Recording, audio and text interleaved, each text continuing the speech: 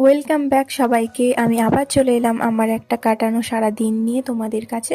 ডিউটিতে যাওয়ার আগে আমি আমার সবকিছু রেডি করে নিলাম, তারপর আমি হুশ করে রেডি হয়ে গেলাম। তারপর আমি বেরিয়ে পড়লাম আমার হসপিটালের জন্য। আর এই যে কলোনি মোড়ের রাস্তা, রোজ দিন জ্যামে তো পড়বই, এমন একটা দিন নেই যে জ্যামে পড়িনি।